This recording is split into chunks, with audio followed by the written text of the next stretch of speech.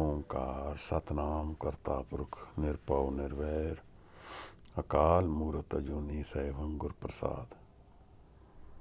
ਧੰਨ ਧੰਨ ਗੁਰੂ ਗ੍ਰੰਥ ਸਾਹਿਬ ਜੀ ਮਹਾਰਾਜ, ਧੰਨ ਗੁਰੂ ਗੋਬਿੰਦ ਸਿੰਘ ਸਾਹਿਬ ਸੱਚੇ ਪਾਤਸ਼ਾਹ। ਨਦਰ ਕਰ ਦਿਓ ਮਹਾਰਾਜ, ਭੂਲ ਛਿਮੋ ਹਮਰੀ ਪ੍ਰਭਾਪਨ, ਭੂਲਨਹਾਰ ਕਹਾਂ ਕੁਮ ਮੋਸੋ।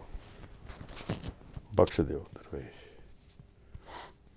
ਸ਼ਬਦ ਦੀ ਵਿਚਾਰ ਵਿੱਚ ਨਜ਼ਰ ਰੱਖਣਾ ਮਹਾਰਾਜ ਜੀ ਕਿਰਪਾ। ਵਾਹਿਗੁਰੂ ਜੀ ਕਾ ਖਾਲਸਾ, ਵਾਹਿਗੁਰੂ ਜੀ ਕੀ ਫਤਿਹ।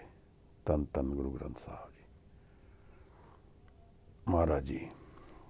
ਭਗਤ ਗਿਆਨ ਦਇਆ ਭੰਡਾਰ, ਘਟ ਘਟ ਵਾਜੈ ਨਾਦ। ਆਪ ਨਾਥ ਨਾਥੀ ਸਭ ਜਾਂ ਕੀ, ਰਿਦ ਸਿਧ ਅਵਰਾ ਸਾਧ। ਭਗਤ ਗਿਆਨ ਦਇਆ ਭੰਡਾਰ, ਘਟ ਘਟ ਵਾਜੈ ਨਾਦ। ਆਪ ਨਾਥ ਨਾਥੀ ਸਭ ਜਾ ਕੀ, ਰਿਦ ਸਿਧ ਅਵਰਾ ਸਾਧ। ਸੰਜੋਗ ਵਿਜੋਗ ਦੁਇ ਕਾਰ ਚਲਾਵੈ, ਲੇਖੇ ਆਵੈ ਭਾਗ। ਆਦੇਸ ਤਿਸੈ ਆਦੇਸ, ਆਦ ਅਨੀਲ ਅਨਾਦ ਅਨਾਥ। ਜੁਗ ਜੁਗ ਏਕੋ ਏਸ, ਆਦੇਸ ਤਿਸੈ ਆਦੇਸ, ਆਦ ਅਨੀਲ ਅਨਾਦ ਅਨਾਹਤ। ਜੁਗ ਜੁਗ ਏਕੋ ਏਸ। ਵਾਹਿਗੁਰੂ ਜੀ ਕਾ ਖਾਲਸਾ, ਵਾਹਿਗੁਰੂ ਜੀ ਕੀ ਫਤਿਹ। ਬਹੁਤ ਧੰਨਵਾਦ ਭਾਈ ਸਾਹਿਬ ਜੀ। ਜਿਸ ਤਰ੍ਹਾਂ ਅਸੀਂ ਕੱਲ੍ਹ ਦੀ ਪੌੜੀ 'ਚ ਵਿਚਾਰਿਆ ਸੀ, ਇਹ ਚਾਰ ਪੌੜੀਆਂ ਗੁਰੂ ਸਾਹਿਬ ਨੇ ਸਿੱਧਾ ਨਾਲ ਗੋਸ਼ਟੀ ਵਿੱਚ ਪ੍ਰਗਟ ਕੀਤੀਆਂ ਨੇ। ਕੁਝ ਸਮਾਂ ਪਹਿਲਾਂ ਇੱਕ ਭਾਈ ਵੀਰ ਨੇ ਇੱਕ ਪ੍ਰਸ਼ਨ ਉਠਾਇਆ ਸੀ ਕਿ ਆਰਗੇਨਾਈਜ਼ਡ ਰਿਲੀਜਨ ਦੇ ਦੋਸ਼ ਜ਼ਿਆਦਾ ਨੇ, ਉਹਦਾ ਨੁਕਸਾਨ ਜ਼ਿਆਦਾ ਹੈ। ਇਹ ਗੱਲ ਤੇ ਤੈਅ ਹੈ ਕਿ ਬਾਹਰਲੇ ਪਹਿਰਾਵੇ ਵਿੱਚ ਜਾ ਕੇ, ਬਾਹਰਲੇ ਕਰਮਕਾਂਡ ਦੇ ਵਿੱਚ, ਬਾਹਰਲੇ ਦਿਖਾਵੇ ਦੇ ਵਿੱਚ ਜਿਤਨਾ ਧਰਮ ਦਿਖਾਇਆ ਜਾਂਦਾ ਹੈ, ਅਸਲ ਵਿੱਚ ਉਤਨਾ ਕਮਾਇਆ ਨਹੀਂ ਜਾਂਦਾ। ਇਹ ਦੋਸ਼ ਅਸੀਂ ਆਰਗੇਨਾਈਜ਼ਡ ਰਿਲੀਜਨ ਨੂੰ ਦੇ ਸਕਦੇ ਹਾਂ, ਪਰ ਅਗਰ ਆਰਗੇਨਾਈਜ਼ਡ ਰਿਲੀਜਨ ਨਾ ਵੀ ਹੋਏ ਤੇ ਆਪਣੇ ਆਪ ਨੂੰ ਔਰ ਆਪਣੇ ਆਲੇ ਦੁਆਲੇ ਵਰਤਾਵੇ ਵਿੱਚ ਆਏ ਜੀਵਨ ਨੂੰ ਧੋਖਾ ਦੇਣ ਦੀ ਆਦਤ ਮਨ ਦੀ ਬਹੁਤ ਪੁਰਾਣੀ ਹੈ। ਅਸਲ ਵਿਚਾਰ ਕੀ ਹੈ ਕਿ ਧਰਮ ਦੀ ਕਮਾਈ ਮਨ ਦੀ ਪੂੰਜੀ ਹੈ। ਗੁਰੂ ਨਾਨਕ ਸਾਹਿਬ ਬਾਰ-ਬਾਰ ਸਾਨੂੰ ਮਨ ਵੱਲ ਪ੍ਰੇਰ ਰਹੇ ਹਨ, ਔਰ ਇਹੀ ਧੋਖਾ ਹਰ ਧਰਮ ਵਿੱਚ ਬਾਰ-ਬਾਰ ਹੁੰਦਾ ਹੈ। ਬਾਹਰਲੇ ਦਿਖਲਾਵੇ ਵਿੱਚ ਮਨ ਦੀ ਪੜਤਾਲ ਕਰਨੀ, ਸਵੈ ਪੜਤਾਲ ਕਰਨੀ ਅਸੀਂ ਭੁੱਲ ਜਾਂਦੇ ਹਾਂ। ਬਾਹਰ ਦਾ ਅੰਮ੍ਰਿਤ ਤਾਂ ਛਕਦੇ ਹਾਂ, ਪਰ ਅੰਦਰ ਦਾ ਅੰਮ੍ਰਿਤ ਭੁੱਲ ਜਾਂਦੇ ਹਾਂ। ਅਗਰ ਇਸ ਤਰ੍ਹਾਂ ਧਰਮ ਕਮਾਇਆ ਜਾਏ ਤਾਂ ਧਰਮ ਇੱਕ ਈਗੋ ਦੀ ਐਕਸਟੈਂਸ਼ਨ ਹੋ ਜਾਂਦਾ ਹੈ। ਇਹ ਮੇਰਾ ਹੰਕਾਰ ਬਣ ਜਾਂਦਾ ਹੈ। ਤਾਂ ਹਰ ਜਗ੍ਹਾ ਫਿਰ ਮੈਂ ਆਪਣੀ ਆਈਡੈਂਟਿਟੀ ਲੱਭਣ ਚਾਹਾਂਗਾ, ਤਾਂ ਆਪਣੇ ਧਰਮ ਦੇ ਬਾਹਰ ਦੇ ਪ੍ਰਗਟਾਵੇ ਦੇਖਣਾ ਚਾਹਾਂਗਾ। ਕੋਸ਼ਿਸ਼ ਕਰਾਂਗਾ ਕਿ ਮੈਨੂੰ ਇਹਦੇ ਬਾਹਰ ਦੇ ਪ੍ਰਗਟਾਵੇ ਨਜ਼ਰ ਆਉਣ। ਅਸੀਂ ਆਪਣੇ ਧਰਮ ਨੂੰ ਹੀ ਦੇਖ ਲਈਏ, ਜਿਤਨਾ ਐਫਰਟ, ਐਨਰਜੀ, ਸ਼ਕਤੀ ਅਸੀਂ ਗੁਰਦੁਆਰਿਆਂ ਨੂੰ ਖੜੇ ਕਰਨ ਵਿੱਚ ਲਗਾਈ ਹੈ, ਸੀਮੈਂਟ, ਲੋਹੇ ਦੇ ਵਿੱਚ ਔਰ ਸੰਗਮਰਮਰ ਵਿੱਚ ਅਸੀਂ ਲਗਾਈ ਹੈ, पैसा भी लगाया है वो कोई घट नहीं है, पर धर्म और धर्म की कमाई एक अंतर की खेड है। ये सॉफ्टवेयर ज़्यादा इंपॉर्टेंट है। मन दे विच की वरत रहा है पहले यह देखना जरूरी है, और अगर मन विच वरत रहा फिर तो सब कुछ प्रवान है, और अगर मन विच नहीं वरत रहा तो फिर यह लोहा, अगर मन विच नहीं वरत रहा तो फिर यह बाहरला जो सीमेंट और लोहा असी लगाया है यह एक सरां की तरह तो काम करेगा, गुरुद्वारा नहीं बनेगा। गुरुद्वारा तो वो था है जिथे जाके मेरा मन पलटी हो जाए, मैं जुड़ जावां। एक इस तरह का द्वार है जिथे टुटियां नूं जुड़न की विधि और रस्ता मिलता है। ये जिहड़े असी गुरुद्वारे खड़े कीते हन इन्हां विच कितनी मन की असल कमाई है और कितनी बाहर का दिखलावा है, यह तो असी सारे लोग सोचिए विचारिए, और इसदा सुधार या उधार अगर करना भी है तो कित्थों शुरू करना चाहिए है। जीवन विच धर्म की कमाई की प्रायोरिटी बड़ी घट होंदी है, क्योंकि यह बड़ा सूखम सबजैक्ट है। फिजिकली सामने साढ़े खड़े होके कोई नहीं कहता कि अज तेरी मानसिक अवस्था ठीक नहीं है, कुछ शब्द का अभ्यास कर लै। इस तरह का कोई है नहीं। सानू यह तो आदेश है कि बाणियां पढ़नियां हन, पर उहदे च मन गार गैर हाजिर होएगा तो कौन उसका जिम्मेवार है। मेरे को कोई यह नहीं दसन आंदा कि अज बाणियां तो पढ़ियां हन पर मन कित्थे सी तुहाडा। देखो असी जपजी साहब की विचार करते हैं, कुछ महीने हो गए होणगे, एक एक पौड़ी गुरु नानक साहब के दर्शन हैं। यह समा कढ़ना उस हिसाब नाल तां सुभागा है साडे सारियां लई, पर यह पौड़ियां तो असी नित पढ़ते हैं कि सानू यह दर्शन नित होंदे हन। अगर नहीं होंदे तो सानू सोचण की लोड़ है कि अभ्यास करना किस तरह है। अभ्यास एक टिक बॉक्स की तरह कि मैं अज कर लिया, इस तरह होना चाहिए है कि कोई होर तरह होना चाहिए। इतने मंदिर बन गए, इतनी मस्जिदां बन गईयां, इतने गुरुद्वारे बन गए, इतनी ही ईदगाह बन गईयां, नमाज पढ़न के स्थान बन गए, फिर दुनिया का यह हाल क्यों है? अगर इतने लोग इबादत करते हैं तो दुनिया का यह हाल क्यों है? तो फिर एक इंसान दूसरे नू धर्म करके क्यों मारना चाहता है?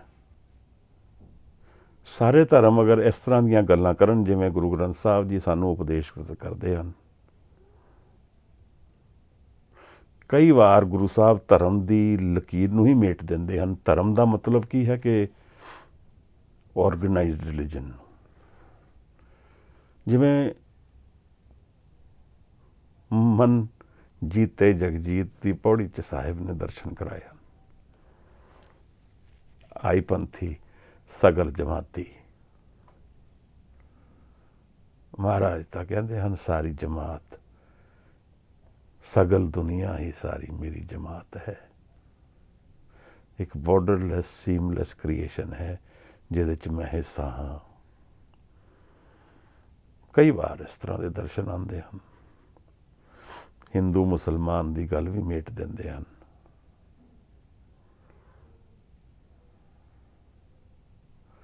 कोई बोले राम राम कोई हलाए, कोई सेवे गोसैया। ਇਹ ਸਮਝਾ ਰਹੇ ਹਨ ਕਿ ਧਰਮ ਅਸਲ ਵਿੱਚ ਅਗਰ ਕਮਾਓਗੇ ਤਾਂ ਇਹ ਬਾਹਰਲੇ ਦਿਖਾਵੇ ਵਾਲੇ ਧਰਮ ਦੇ ਭੇਦ ਮਿਟ ਜਾਣਗੇ। ਫਿਰ ਮਨ ਵਿੱਚ ਕਦੇ ਵੀ ਇਸ ਗੱਲ ਦਾ ਹੰਕਾਰ ਨਹੀਂ ਹੋਏਗਾ ਮੈਂ ਕਿਹੜੇ ਧਰਮ ਦਾ ਹਾਂ ਤੇ ਦੂਸਰਾ ਕਿਹੜੇ ਧਰਮ ਦਾ ਹੈ। ਹੰਕਾਰ ਹੀ ਤੇ ਹੈ, ਔਰ ਇਹਦਾ ਦੋਸ਼ ਸਾਡੇ ਸਾਰਿਆਂ ਤੇ ਹੈ। ਨਾਮ ਦੀ ਕਮਾਈ ਇੱਕ ਮਨ ਵਿੱਚ ਪ੍ਰੇਮ ਦੀ ਲਹਿਰ ਲਿਆਂਦੀ ਹੈ। ਜਿਹੜਾ ਪ੍ਰੇਮ ਸਿੱਖ, ਹਿੰਦੂ ਜਾਂ ਮੁਸਲਮਾਨ ਜਾਂ ਈਸਾਈ ਨਹੀਂ ਹੈ, ਉਹ ਤਾਂ ਪ੍ਰੇਮ ਹੈ। ਔਰ ਜਿਸ ਨੂੰ ਉਹ ਪ੍ਰੇਮ ਦੀ ਡੁਬਕੀ ਲੱਗ ਗਈ, ਉਹ ਕਿਸ ਨੂੰ ਦੇਖੇਗਾ ਕਿਸ ਤਰ੍ਹਾਂ? ਸਾਰਿਆਂ ਨੂੰ ਹੀ ਪ੍ਰੇਮ ਨਾਲ ਦੇਖੇਗਾ ਨਾ। ਦੁਨੀਆ ਦੀ ਇਹ ਹਾਲਤ ਕਿਉਂ ਹੈ? ਧਰਮ ਤਾਂ ਬੜੀ ਜ਼ੋਰਾਂ ਨਾਲ ਚੱਲਦਾ ਦਿਖਦਾ ਹੈ। ਇੰਨੇ ਪੈਸੇ ਲੱਗ ਗਏ ਹਨ, ਇੰਨੀ ਸ਼ਕਤੀ ਲੱਗੀ ਹੈ, ਇੰਨੇ ਤਰਕ ਵਿਤਰਕ ਚੱਲਦੇ ਹਨ। ਕਿਉਂ ਇਹ ਹਾਲ ਹੈ ਦੁਨੀਆ ਦਾ? ਕੱਲ੍ਹ ਹੀ ਬੈਰੂਤ 'ਚ ਇੰਨਾ ਬੰਬ ਫਟਿਆ। ਧਰਮ ਦੇ ਨਾਂ 'ਤੇ ਰਾਜਨੀਤੀ ਬੜਾ ਜ਼ੋਰ ਪਕੜ ਗਈ ਹੈ। ਦਰਅਸਲ ਧਰਮ ਸ਼ਬਦ ਤੇ ਬੜਾ ਅੱਛਾ ਹੈ, ਕਿਉਂਕਿ ਇਹਦੇ 'ਚ ਅਗਰ ਮੀਨਿੰਗ ਵਿੱਚ ਜਾਵਾਂਗੇ ਤਾਂ ਇਹ ਬਹੁਤ ਅੱਛੇ ਮੀਨਿੰਗ ਖੋਲ੍ਹਦਾ ਹੈ।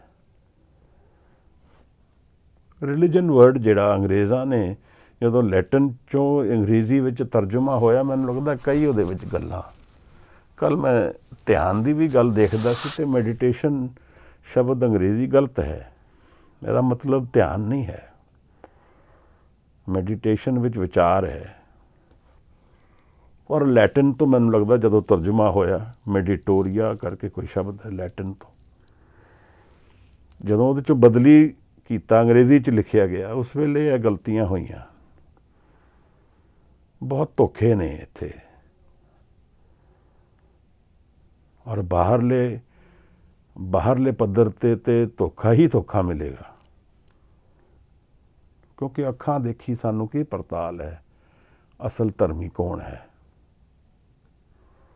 ਹੁਣ ਆਪ ਵਿਚਾਰੋ ਕਿ ਇੱਥੇ ਪੋਸਟ ਦੇਖਦਾ ਵਾਂ ਮੈਂ ਕਈ ਵਾਰ ਕਿ ਈਸਾਈ ਮਤ ਜਿਹੜਾ ਹੈ ਉਹ ਗਰੀਬਾਂ ਨੂੰ ਪੈਸੇ ਦੇ ਕੇ ਜਾਂ ਹੋਰ ਪ੍ਰਲੋਭਨ ਦੇ ਕੇ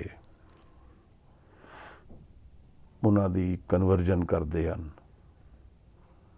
ਇਹ ਕੀ ਧਰਮ ਹੈ? ਗਿਣਤੀ ਵਾਲਾ ਧਰਮ ਹੈ ਕਿ ਅਸੀਂ 4 ਅੱਜ ਹੋਰ ਕਰ ਲਏ ਕਨਵਰਟ, ਅੱਜ ਅਸੀਂ 15 ਕਰ ਲਏ ਕਨਵਰਟ। ਇਹ ਤਾਂ ਦੀਵਾਰਾਂ ਸਾਰੀਆਂ ਇੱਕ ਦਿਨ ਮੁੱਕ ਜਾਣਗੀਆਂ।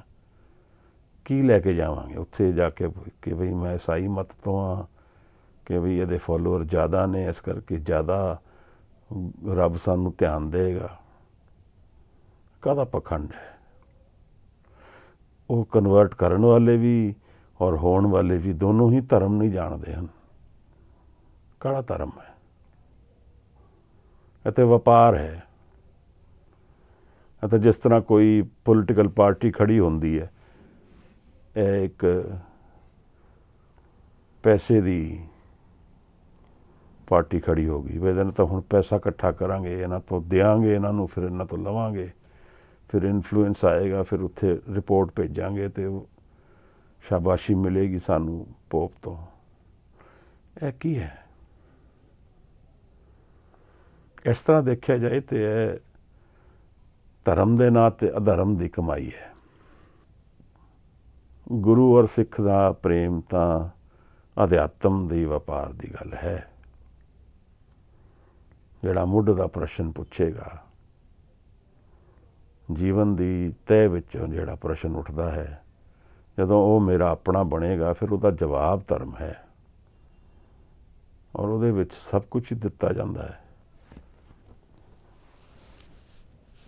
ਇਹ ਕਿਹੋ ਜਿਹੇ ਸਮੇਂ ਵਿੱਚ ਅਸੀਂ ਹਾਂ ਸ਼ਾਇਦ ਇਸ ਤਰ੍ਹਾਂ ਦਾ ਸਮਾਂ ਸਦਾ ਹੀ ਰਿਹਾ, ਕਿਉਂਕਿ ਅਸੀਂ ਮੰਨਣਾ ਚਾਹੁੰਦੇ ਹਾਂ ਕਿ ਧਰਮ ਜਿਹੜਾ ਹੈ ਉਹ ਮੇਰੇ ਕਿਸੇ ਕਰਨ ਕਰਕੇ ਹੈ, ਉਹ ਮੇਰੇ ਕਰਕੇ ਹੈ।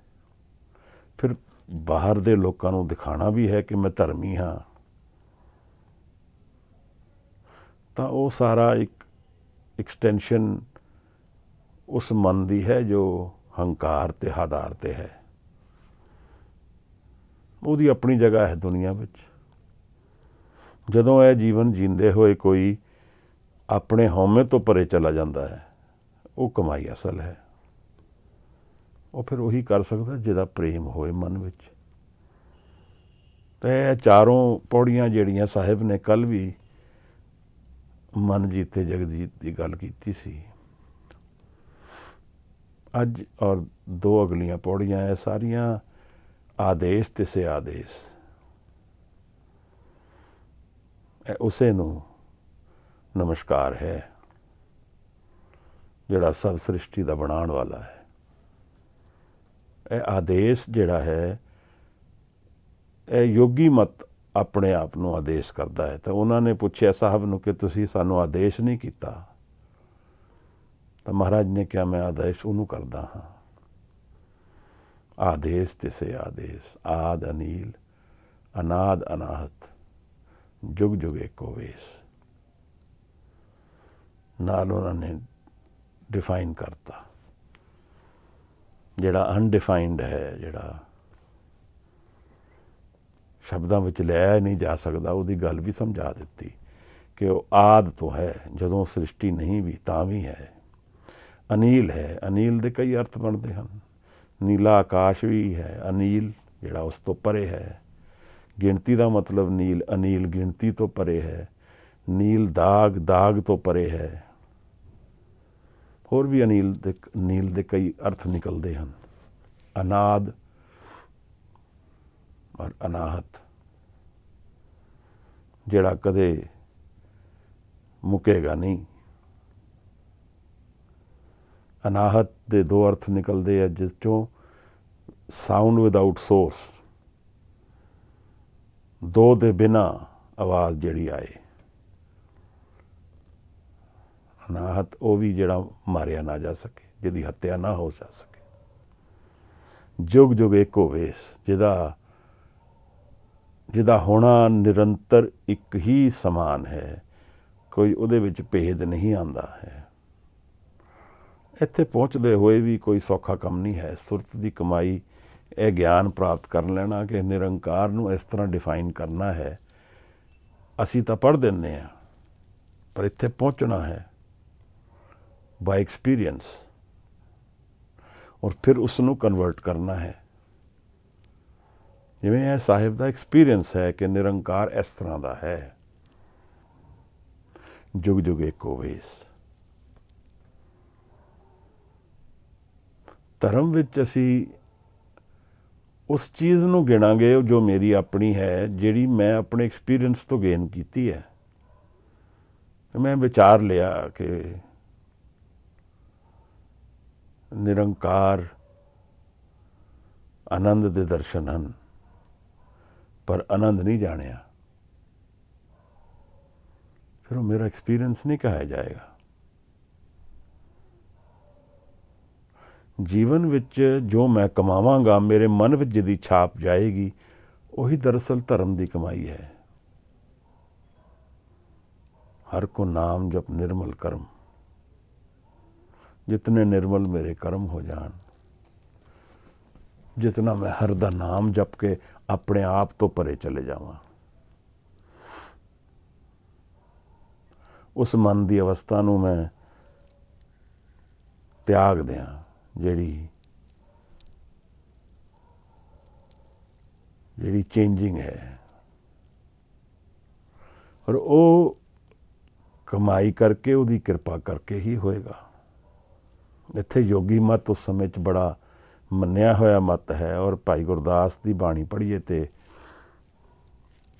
ਇਹ ਵਿਚਾਰ ਬੜੇ ਡੂੰਘੇ ਗਏ ਹਨ। ਉਹਨਾਂ ਨੇ ਮਹਾਰਾਜ ਨੂੰ ਜੋਗਿੰਦਰ ਤੱਕ ਦੀ ਪਦਵੀ ਦੇਣ ਲਈ ਤਿਆਰੀ ਕਰ ਲਈ ਕਿ ਤੁਹਾਨੂੰ ਨਾਥ ਬਣਾਵਾਂਗੇ, ਤੁਸੀਂ ਸਾਡੇ ਨਾਲ ਬਣ ਜਾਓ, ਆ ਜਾਓ।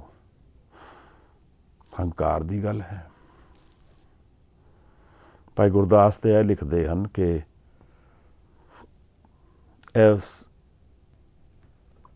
ਇਸ ਡਾਇਲੋਗ ਦੇ ਵਿੱਚ ਸਿੱਧਾ ਨੇ ਸਾਹਿਬ ਨੂੰ ਕਿਹਾ ਕਿ ਭਈ ਕੋਈ ਰਿੱਧੀ ਸਿੱਧੀ ਦਿਖਾਓ, ਤਾਂ ਮਹਾਰਾਜ ਨੇ ਕਿਹਾ ਜੀ ਮੇਰੇ ਕੋਲ ਨਾਮ ਦੇ ਇਲਾਵਾ ਕੋਈ ਰਿੱਧੀ ਸਿੱਧੀ ਨਹੀਂ ਹੈ। ਪਰ ਉਹ ਸਾਹਿਬ ਨਾਲ ਇੱਕ ਲਿੱਕਾ ਛੁਪੀ ਕੋਈ ਕਰਨ ਲੱਗੇ, ਮਤਲਬ ਆਪਣੀ ਰਿੱਧੀਆਂ ਨਾਲ ਗਾਇਬ ਹੋ ਜਾਂਦੇ ਸਨ ਸਿੱਧੀਆਂ ਨਾਲ। ਤਾਂ ਮਹਾਰਾਜ ਨੂੰ ਪੁੱਛਦੇ ਕਿ ਕਿੱਧਰ ਗਏ ਅਸੀਂ। ਭਾਈ ਗੁਰਦਾਸ ਰੱਖਦੇ ਹਨ ਕਿ ਫਿਰ ਮਹਾਰਾਜ ਨੇ ਮਰਦਾਨਾ ਜੀ ਨੂੰ ਪੁੱਛਿਆ ਜੀ ਹੁਣ ਕੀ ਕਰੀਏ। ਪੂਰਨ ਪੁਰਸ਼ ਤਾਂ ਇਹੀ ਕਹੇਗਾ ਮੈਨੂੰ ਨਹੀਂ ਪਤਾ ਕੀ ਹੈ ਰਸਤਾ। ਜਿਵੇਂ ਗੋਇੰਦਵਾਲ ਦੇ ਵਿੱਚ ਇਹੋ ਜਿਹਾ ਸਮਾਂ ਇੱਕ ਵਾਰ ਆਇਆ ਜਦੋਂ ਗੁਰੂ ਅਮਰਦਾਸ ਕੋਠੜੀ ਵਿੱਚ ਜਾ ਕੇ ਆਪਣੇ ਆਪ ਨੂੰ ਡੱਕ ਲਿਆ ਤੇ ਬਾਹਰ ਲਿਖ ਦਿੱਤਾ ਕਿ ਇਸ ਦਰਵਾਜ਼ੇ ਨੂੰ ਕੋਈ ਨਹੀਂ ਖੋਲ੍ਹੇਗਾ। ਤੇ ਸਾਰੇ ਸਿੱਖ ਫਿਰ ਬਾਬਾ ਬੁੱਢਾ ਕੋਲ ਗਏ। ਬਾਬਾ ਬੁੱਢਾ ਨੇ ਵਿਧੀ ਬਣਾਈ ਕਿ ਮੇਰਾ ਘੋੜਾ, ਮੇਰੀ ਘੋੜੀ ਲੈ ਜਾਏਗੀ ਤੁਹਾਨੂੰ ਕਿੱਥੇ ਗੁਰੂ ਹੈ। ਤਾਂ ਉਹ ਘੋੜੀ ਉਸ ਪਾਸੇ ਗਈ, ਉਸ ਦਰਵਾਜ਼ੇ ਦੇ ਸਾਹਮਣੇ ਗਈ। ਫਿਰ ਬਾਬਾ ਬੁੱਢਾ ਵੀ ਬੜੀ ਸਿੱਧੀ ਸੋਚ ਰੱਖਣ ਵਾਲੇ ਸੀ, ਉਹਨਾਂ ਨੇ ਦਰਵਾਜ਼ਾ ਨਹੀਂ ਤੇ ਕੰਧ ਹੀ ਤੋੜ ਦਿੱਤੀ। ਤਾਂ ਘੋੜੇ ਨੂੰ ਸਾਹਮਣੇ ਕੀਤਾ, ਇਹ ਨਹੀਂ ਕਿਹਾ ਕਿ ਮੈਨੂੰ ਪਤਾ ਹੈ। ਇਸ ਤਰ੍ਹਾਂ ਫਿਰ ਵਿਚਾਰ ਚੱਲਦੀ ਹੈ ਕਿ ਗੁਰੂ ਸਾਹਿਬ ਨੇ ਫਿਰ ਆਪਣੀ ਖੜਾਵਾਂ, ਆਪਣੀ ਜੁੱਤੀਆਂ ਨੂੰ ਕਿਹਾ ਕਿ ਵੀ ਤੂੰ ਲੱਭ ਕੇ ਲਿਆ। ਤਾਂ ਉਹ ਕਹਿੰਦੇ ਕਿ ਬਈ ਉਸਨੇ ਸਭ ਲੱਭ ਕੇ ਸਾਰੇ ਲੈ ਆਏ। ਇਹ ਤਾਂ ਕੀ ਹੈ, ਉਹਨਾਂ ਦੀ ਆਪਣੀ ਖੇਡ ਹੈ ਸਾਹਿਬ ਦੀ, ਸਭ ਨੂੰ ਮਿਲ ਗਏ। ਸਿੱਧਾ ਨੇ ਫਿਰ ਕਿਹਾ ਤੁਸੀਂ ਸਾਨੂੰ ਲੱਭ ਲਿਆ, ਹੁਣ ਤੁਸੀਂ ਲੁਕੋ। ਤਾਂ ਭਾਈ ਗੁਰਦਾਸ ਲਿਖਦੇ ਨੇ ਕਿ ਸਾਹਿਬ ਨੇ ਆਪਣੇ ਪੰਜੋਂ ਤੱਤ ਉਸੇ ਵੇਲੇ ਰਲਾਤੇ। ਆਪ ਸਮਝ ਰਹੇ ਹੋ, ਪੰਜ ਤੱਤ ਤੋਂ ਮਨ ਤਨ ਰਚਿਓ।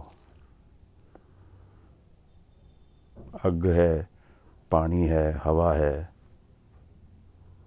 ਪੰਜਾਂ ਤੱਤਾਂ ਦਾ ਸਰੀਰ ਬਣਿਆ। ਮੱਟੀ ਹੈ, ਉਸੇ ਵੇਲੇ ਸਾਹਿਬ ਨੇ ਰਲਾਤੇ। ਹੁਣ ਲੱਭ ਲਓ ਕਿੱਥੇ ਲੱਭਦੇ ਹੋ। ਬ੍ਰਹਮ ਗਿਆਨੀ ਵਿੱਚ ਇਹ ਸ਼ਕਤੀ ਹੁੰਦੀ ਹੈ, ਜਦੋਂ ਜੀ ਕਰੇ ਪੰਜ ਤੱਤ ਛੱਡ ਦਿੱਤੇ, ਜਦੋਂ ਜੀ ਕਰੇ ਅਪਣਾ ਲਏ। ਤਾਂ ਭਾਈ ਗੁਰਦਾਸ ਲਿਖਦੇ ਹਨ ਫਿਰ ਨਹੀਂ ਮਿਲੇ ਤਾਂ ਭਾਈ ਮਰਦਾਨਾ ਨੂੰ ਸਿੱਧਾ ਨੇ ਕਿਹਾ ਤਾਂ ਮਹਾਰਾਜ ਪ੍ਰਗਟ ਹੋ ਗਏ ਅਰਦਾਸ ਕਰਨ ਤੋਂ ਬਾਅਦ। ਕਿਉਂਕਿ ਸਮਝਾਇਆ ਸੀ ਮਹਾਰਾਜ ਨੇ, ਮਰਦਾਨਾ ਜੀ ਨੂੰ ਸਮਝਾਇਆ ਸੀ ਕਿ ਅਰਦਾਸ ਕਰ ਦੇਣਾ। ਤਾਂ ਭਾਈ ਮਰਦਾਨਾ ਨੇ ਅਰਦਾਸ ਕੀਤੀ, ਸਾਹਿਬ ਪ੍ਰਗਟ ਹੋ ਗਏ। ਗੱਲ ਕੀ ਹੈ ਕਿ ਜਦੋਂ ਮਨ ਨੂੰ ਜਾਣ ਲਿਆ ਪੂਰੀ ਤਰ੍ਹਾਂ ਤਾਂ ਸਭ ਕੁਝ ਜਾਣ ਲਿਆ। ਪੂਰਨ ਬ੍ਰਹਮ ਗਿਆਨੀ ਦੀ ਨਿਸ਼ਾਨੀ ਹੈ।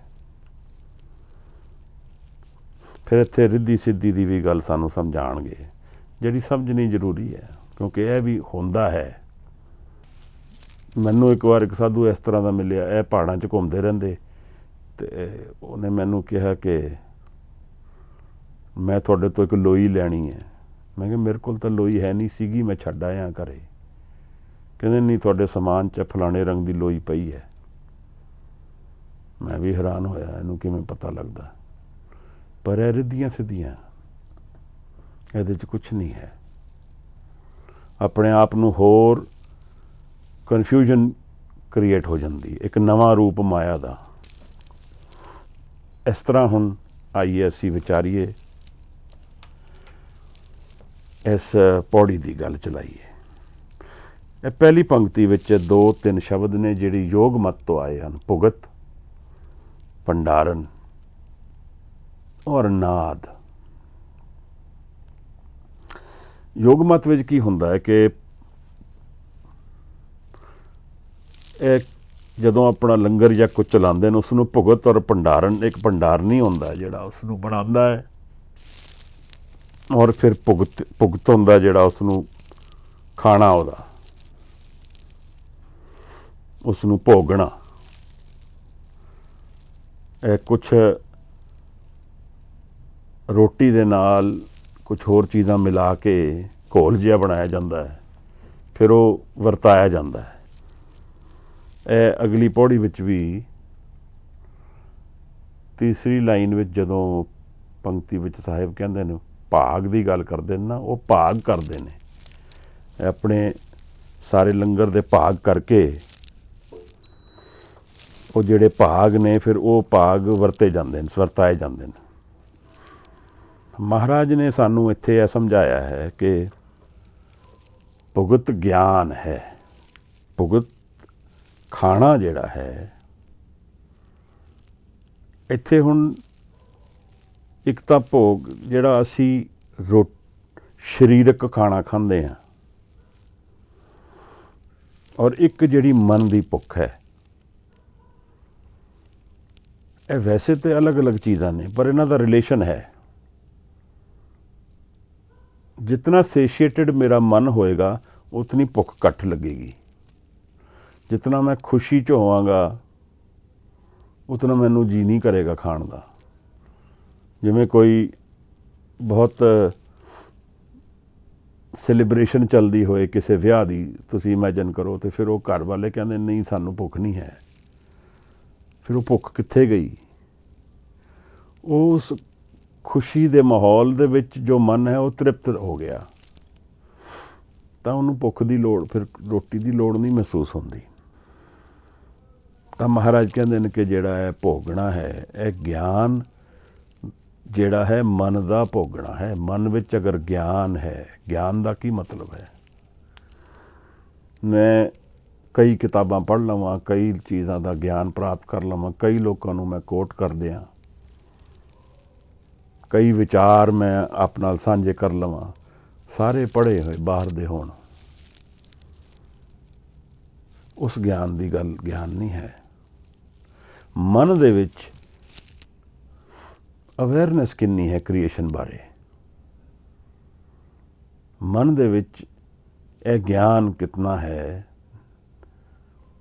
ਮਨ ਬਾਰੇ? ਕਿਉਂਕਿ ਅਸਲ ਤਾਂ ਮਨ ਨੂੰ ਹੀ ਜਾਣਨਾ ਹੈ ਨਾ। ਮਨ ਨੂੰ ਜਾਣ ਕੇ ਹੀ ਅਸੀਂ ਦੁਨੀਆ ਨੂੰ ਜਾਣਾਂਗੇ। ਮਨ ਦੇ ਵਿੱਚੋਂ ਹੀ ਅਸੀਂ ਜੀਵਨ ਨੂੰ ਜਾਣ ਸਕਦੇ ਹਾਂ। ਤਾਂ ਕੀ ਅਵੇਅਰਨੈਸ ਹੈ ਮੇਰੀ ਮਨ ਬਾਰੇ, ਕ੍ਰੀਏਸ਼ਨ ਬਾਰੇ? ਇਸ ਤੇ ਗਿਆਨ ਦਾ ਇਹਦਾ ਮਤਲਬ ਹੈ ਗਿਆਨ। ਕਈ ਚੀਜ਼ਾਂ ਨੂੰ ਅਸੀਂ ਕਿਤਾਬਾਂ 'ਚੋਂ ਪੜ੍ਹ ਕੇ ਨਹੀਂ ਲੱਭ ਸਕਦੇ ਹਾਂ, ਕਈ ਨੂੰ ਲੱਭ ਵੀ ਲੈਂਦੇ ਹਾਂ, ਪਰ ਉਹ ਕਿਤਾਬੀ ਗਿਆਨ ਹੈ। ਉਸਨੇ ਮੈਨੂੰ ਮੇਰੇ ਜੀਵਨ ਨੂੰ ਕਿਵੇਂ ਬਦਲਿਆ, ਜਾਂ ਮੇਰੇ ਮਨ ਨੂੰ ਕਿਵੇਂ ਬਦਲਿਆ, ਮੇਰੇ ਸੰਸਕਾਰਾਂ ਨੂੰ ਕਿਵੇਂ ਬਦਲਿਆ। ਵਿਚਾਰਾਂ ਨੂੰ ਤਾਂ ਸ਼ਾਇਦ ਫਿਰ ਥੋੜ੍ਹਾ ਬਹੁਤ ਬਦਲ ਵੀ ਦੇ, ਪਰ ਉਹ ਅੰਤਰ ਵਿੱਚ ਕਿਤਨਾ ਗਿਆ? ਫਿਰ ਕੀ ਉਹ ਗਿਆਨ ਇੱਕ ਬਹਿਸ ਦਾ ਹੀ ਮੁੱਦਾ ਰਹਿ ਗਿਆ, ਜਾਂ ਉਸ ਗਿਆਨ ਨੇ ਮੇਰੇ ਅੰਤਰ ਦੇ ਮਨ ਨੂੰ ਜਗਾਇਆ? ਜਿਹਦੇ ਅੰਤਰ ਦੇ ਮਨ ਨੂੰ ਜਾਗਿਆ ਫਿਰ ਤਾਂ ਗਿਆਨ ਹੈ। ਅਸਲ ਗਿਆਨ ਸਾਹਿਬ ਉਸੇ ਦੀ ਗੱਲ ਕਰਦੇ ਹਨ ਕਿ ਇਹ ਜਿਹੜਾ ਭੋਗ ਰਹੇ ਹਨ, ਜੋ ਅਸੀਂ ਖਾ ਰਹੇ ਹਾਂ, ਜੋ ਅਸੀਂ ਇਹ ਮਨ ਦੀ ਭੁੱਖ ਕਿਸ ਦੇ ਬਾਰੇ ਹੈ? ਮਨ ਦੇ ਵਿੱਚ ਕਿਹੜੇ ਪ੍ਰਸ਼ਨ ਨੇ ਜੀਵਨ ਬਾਰੇ, ਔਰ ਦੁਨੀਆ ਵਿੱਚ ਕਿਹੜੇ ਪ੍ਰਸ਼ਨ ਨੇ? ਅਸੀਂ ਜਿਸ ਨੂੰ ਜੀਵਨ ਦੀ ਭੁੱਖ ਕਹਿੰਦੇ ਹਾਂ ਉਹ ਸਿਰਫ ਸਰੀਰਕ ਨਹੀਂ ਹੈ, ਉਹ ਅਸਲ ਵਿੱਚ ਮਾਨਸਿਕ ਭੁੱਖ ਹੈ। ਅਸੀਂ ਸਭ ਕੁਝ ਲੱਭਦੇ ਪਏ ਹਾਂ, ਕੁਝ ਅਸੀਂ ਵੀ ਢੂੰਡ ਰਹੇ ਹਾਂ,